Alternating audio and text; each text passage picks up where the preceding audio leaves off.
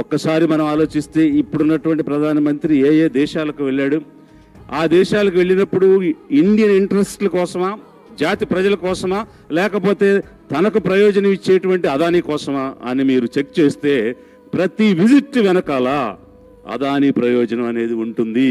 మొన్న ఇజ్రాయెల్ వెళ్ళినటువంటి అంశం కూడా హైఫా పోర్టు కోసం అతను వెళ్ళాడు, కానీ భారతదేశ ప్రయోజనాల కోసం కాదు.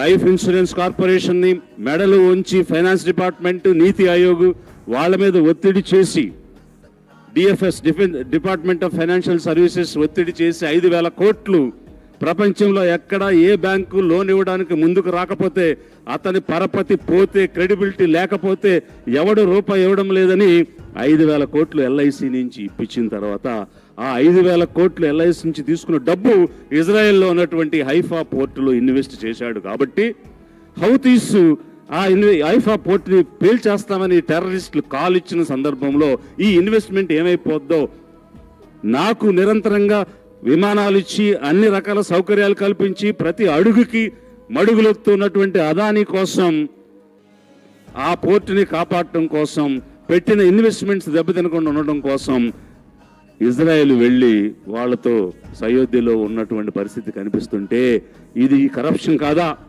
దేశాన్ని తాకట్టు పెట్టేంత కరప్షన్ కాదా ఇది? బీజేపీ ఎక్కడైనా సిన్సియర్గా పాలన చేస్తుందా? ఇన్స్టిట్యూషనలైజ్డ్ కరప్షన్ జరుగుతుంది. ఢిల్లీలో వెళ్ళి ఒక పని చేయించుకోవాలని అంటే ప్రతి ఫైల్కి రేటు ప్రకారం కడితేనే అక్కడ పనులయ్యేటువంటి పరిస్థితి ఉంది. గతంలో ఏ చిన్న పని జరిగినా ఈ రూపాయి ఇచ్చాం, ఆ రూపాయి ఇచ్చాం అని బహిరంగంగా మాట్లాడే పరిస్థితి, చెప్పే పరిస్థితి ఉండేది. ఈరోజు రూపాయి ఇచ్చినా, కోటి రూపాయలు ఇచ్చినా నోరు మెదపకుండా, బయట మాట్లాడకుండా డబ్బు ఇచ్చి పని చేయించుకునే పరిస్థితి ఉంది. అంత ఇన్స్టిట్యూషనలైజ్డ్ హై కరప్షన్. ఆ విషయం గురించి బయట మాట్లాడకూడదు, మీడియా కూడా చెప్పకూడదు. ఎందుకంటే మీడియా పూర్తిగా నియంత్రణలో ఉన్నటువంటి పరిస్థితి ఉంది.